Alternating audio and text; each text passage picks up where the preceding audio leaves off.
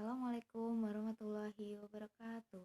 Perkenalkan, nama saya Alifa Khairunisa. Saya mahasiswi jurusan Ilmu Tanah Fakultas Pertanian Universitas Lampung. Di sini saya akan membahas mengenai cyberbullying atau intimidasi seseorang.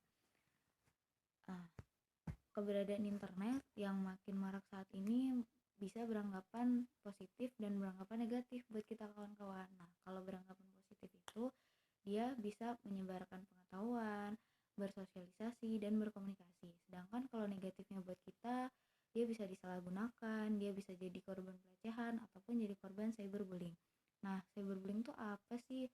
Cyberbullying itu perilaku sosial yang menghina seseorang ataupun mencaci maki seseorang lewat media sosial. Nah, tujuan dari cyberbullying itu apa sih sebenarnya? Tujuan dari cyberbullying itu dia bisa karena marah lalu balas dendam, dan dia juga bisa hanya sekedar hiburan. Lalu cyberbullying itu kalau diartikan secara mengkerucut dianggap sebagai tindak kekerasan yang dilakukan oleh seseorang dengan bantuan elektronik atau alat elektronik yang dilakukan secara berulang-ulang, secara terus-menerus pada seseorang yang tidak bisa membela dirinya sendiri. Lalu karakteristik dari cyberbullying itu bisa karena dia mengirimkan pesan atau SMS yang berupa cacian, menyebarkan video yang tidak benar, menyebarkan identitas tanpa seizin seseorang tersebut, dan menyebarkan berita-berita atau gosip-gosip yang hoax atau palsu. Lalu berlaku dari cyberbullying itu ada 8. Yang pertama, flaming atau dia mengucapkan kata-kata yang tidak pantas, harassment atau pesannya itu berupa mengganggu dan dilakukan secara terus-menerus. Lalu denigrasi atau pencemaran nama baik. Jadi dia tuh membicarakan keburukan seseorang dengan maksud untuk merusak nama baik orang tersebut. Impersonation, dia berpura-pura seperti orang lain dan mengirimkan pesan-pesan yang tidak baik kepada orang itu tersebut. Lalu outing itu menyebarkan rahasia kepada orang lain melalui media sosial. Tracky, dia menipu daya atau membujuk seseorang agar membuka rahasia orang lain itu tersebut. Exclusion, dia sengaja mengeluarkan orang lain dari grup WhatsApp ataupun grup online. Cyberstalking itu dia menyebarkan, mengganggu dan merusak nama seseorang serta membuat ketakutan orang tersebut.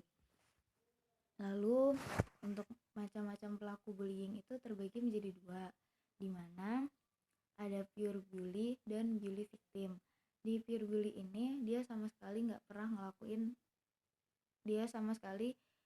jadi korban bullying. Jadi dia itu pelaku yang paling dominan atau yang sering ngebully. Sedangkan kalau bully victim itu adalah dia yang dulunya dibully, terus dia pengen balas dendam. Nah, kalau untuk dampak dari cyberbullying itu sendiri bisa bagi korban ataupun bagi pelaku. Untuk korban, kepercayaan dirinya itu bisa menurun dan dia bisa menarik diri dari lingkungannya. Lalu dia bisa bermasalah pada kepribadiannya seperti depresi, ketidakstabilan emosi, dan amarah yang meluap. Lalu bagi pelaku, dia akan menjadi orang yang bersifat agresif, temperamen, dan bersikap kasar. Lalu pencegahan dari cyberbullying itu ada 4, yaitu jangan terlalu memposting video-video atau konten-konten yang terlalu sering dan tidak bermanfaat.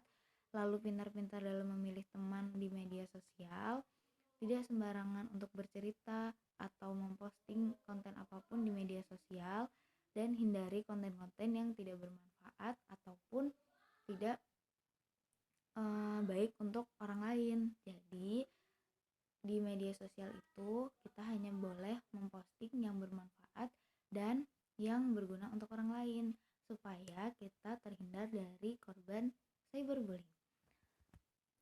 Sekian dari saya. Apabila ada kesalahan saya mohon maaf, kurang lebihnya saya mohon ampun.